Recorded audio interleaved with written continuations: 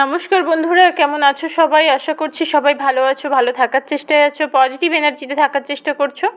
আমি আজ আবার চলে আসলাম তোমাদের জন্য একটা নতুন রিডিং নিয়ে। আজকে রিডিংয়ে যথারীতি দেখে নেব তোমাদের সম্পর্কের কি অবস্থা, আর এই সম্পর্কে আগামী দিনে কি ম্যাজিক হতে চলেছে। Just magic. আমি খুবই ইরেগুলার ভিডিও দিচ্ছি, তার জন্য আমি বুঝতে পারছি তোমরা খুবই অসুবিধায় আছো, কারণ অনেকেই আছো যারা ডেলি বেসিক রিডিং কন্টিনিউ দেখো। তোমাদের মেসেজও আমি পেয়েছি, কিন্তু কিছু করার নেই বন্ধু। আমি এত বেশি ঝামেলায় আছি যে সময় করে ভিডিও দিতে পারছি না। সেই কারণে আজকে চেষ্টা করে চলে এসেছি তোমাদের জন্য একটা নতুন রিডিং নিয়ে।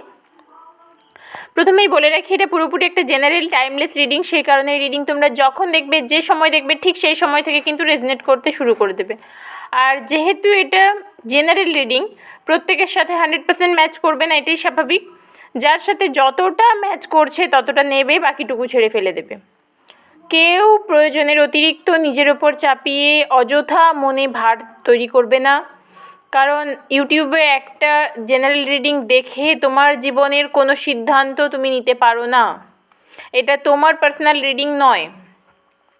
যদি মনে হয় কিছু কোয়েশ্চেনের অ্যান্সার জানার আছে, সত্যি সত্যি প্রবলেমে আছো, তাহলে অবশ্যই পার্সোনাল রিডিং করিয়ে নিতে পারো। তার জন্য হোয়াটসঅ্যাপ করো 9593268445। প্রথমে দেখবে তোমাদের কি এনার্জি। যদি এই তোমাদের এনার্জি তোমাদের সাথে ম্যাচ করে, তাহলে অবশ্যই রিডিংটি পুরোপুরি তোমার জন্যে। যদি মনে হয় এনার্জি ম্যাচ করছে না, তাহলে স্কিপ করে যাও বা গাইডেন্স হিসেবেও দেখতে পারো। এই রিডিং দেখে কেউ নিজের জীবনে কিন্তু কোনো সিদ্ধান্ত নেবে না, কারণ এটা তোমার পার্সোনাল রিডিং নয়। তোমাদের এনার্জি না ভীষণই একটা অস্বাভাবিক অবস্থায় আছে, কারণ তুমি নিজে স্বাভাবিক অবস্থায় থাকতে পারছো না। ভীষণ একটা দোটানার মধ্যে আছো, কোনো বিষয়ে সিদ্ধান্তহীনতায় ভুগছো। টাওয়ারের কার্ড এসেছে। তোমাদের সম্পর্কে একটা দীর্ঘ দূরত্ব সমস্যা তৈরি হয়ে আছে, যেটা থেকে তুমি নিজেকে পরিষ্কারভাবে বার করেও আনতে পারছো না, আর সম্পর্কটায় ভালোভাবে থাকতেও পারছো না। কিন্তু আমি একটা কথা বলবো, নিজেকে একটু ক্লিয়ার করো, মনের ভেতর থেকে নিজেকে পরিষ্কার করো।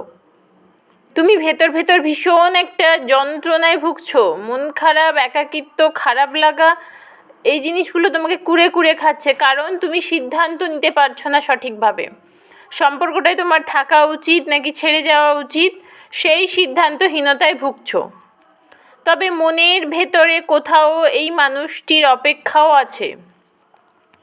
কখনো মনে হচ্ছে যে যাই করুক না কেন, আমি এই মানুষটাকে একদিন সত্যি সত্যি ভালোবেসেছিলাম, সেই মানুষটিও তো আমাকে সত্যিকারের ভালোবেসেছিল, তাহলে আজকে কেন এই অবস্থা? ও আসলে আমি আবার ওকে অ্যাকসেপ্ট করে নেব, এই জিনিসটাও মনে হচ্ছে কোথাও। কারণ এই মানুষটিকে তুমি পুরোপুরি ভুলে আসতে পারছো না, পুরোপুরি দূরে সরিয়ে রাখতেও পারছো না। এই সম্পর্কে কিন্তু এখনও তুমি কিছু স্বপ্ন দেখো, এখনও তোমার মনে একটা আশা আছে যে হ্যাঁ ঠিক হয়ে যাবে, ও ফিরে আসবে, ভালো হবে। এখনও একটা আশা আছে, কোথাও থেকে গেছে একটা মারাত্মক রকমের একটা আশা, কোথাও একটা আকাঙ্ক্ষা যে না, এই সম্পর্ক একদিন ঠিক হবেই, আবার সব আগের মতো হয়ে যাবে। সম্পর্কের শুরুর দিনগুলো এত ভালো ভালো সময় তোমরা কাটিয়েছো, এত ভালো অবস্থা তোমাদের সম্পর্কে ছিল, সেইখান থেকে দাঁড়িয়ে তোমাদের একটা আশা থেকে গেছে। তোমাদের এই সমস্যা মেনলি ব্যালেন্সের প্রবলেম। মেনলি তোমরা দুটো মানুষ না ব্যালেন্স করতে পারোনি বলে আজকে এই সমস্যা। দুটো মানুষের মধ্যে সমতা ছিল না, একটা সময় মনের দিক থেকেও সমতা ছিল না, পরিস্থিতিও ঠিকঠাক ছিল না। সেখান থেকে তোমাদের এই সম্পর্কে দূরত্ব ধীরে ধীরে বেড়ে এখন অনেকটা বেশি হয়ে গেছে। যে মানুষটির সাথে একসময় তোমার খুব ভালো সম্পর্ক ছিল, আজকের দিনে দাঁড়িয়ে কিন্তু সেই সম্পর্কের যা অবস্থা, এটা ভাবতেও খারাপ লাগে যে এই মানুষটির সাথে আমার সম্পর্ক আজকে এই জায়গায় এসে দাঁড়িয়েছে। তারপরেও আমি আবারও বলবো যে তোমরা কিন্তু এখনও কোথাও তোমার সেই মনের মানুষ, প্রাণের মানুষের অপেক্ষা করে যাচ্ছ। চলো দেখে নিই তোমাদের সম্পর্কে কি ম্যাজিক হতে চলেছে, সম্পর্কে কি মিরাক্কেল হতে চলেছে, সম্পর্কের এই মুহূর্তে কি অবস্থা। তোমার পার্সন তোমাকে ডেফিনেটলি খুব ভালোবাসে। 2 অফ কাপসের এনার্জি। তোমার পার্সন তোমাকে ডেফিনেটলি ভালোবেসে সে তোমার কাছে এসেছিল, আজও ভালোবাসে। একেবারে ভালোবাসে না সেরকম নয়, তার মধ্যেও একটা খারাপ লাগা, কষ্ট, যন্ত্রণা আছে বন্ধু। তবে সে সেটা তোমাকে বলতে পারছে না, বোঝাতে পারছে না। ও নিজের জীবনে না বেশ অনেকখানি লড়াই। তোমার পার্সন, সে মেয়ে ছেলে যেই হোক না কেন, যারা এক্সট্রা ম্যারিটাল অ্যাফেয়ারে আছো তাদের ক্ষেত্রেও বলছি, তার নিজের জীবনে বেশ খানিকটা লড়াই আছে।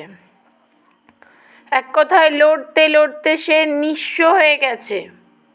তবে তোমাদের এই সম্পর্কে একটা নিউ বিগিনিং আছে। ফুলের এনার্জি এসেছে, একটা নিউ বিগিনিং আছে।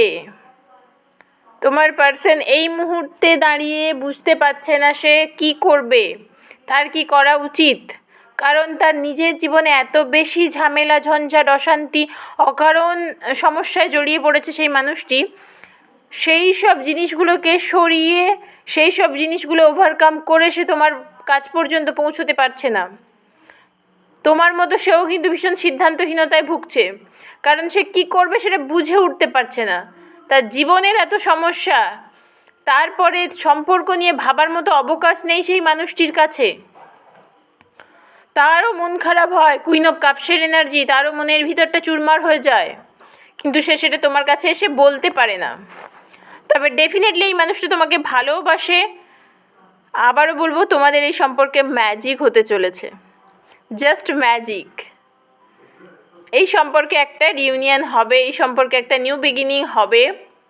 তোমার পার্সন ফিনান্সিয়ালি একটু প্রবলেমে আছে, সেখান থেকে ওভারকাম করার চেষ্টা করছে, সে নিজেকে দাঁড় করানোর চেষ্টা করছে। কিছু কিছু ক্ষেত্রে কোথাও হয়তো টাকা আটকে গেছে, সেই নিয়ে খুব সমস্যা আছে।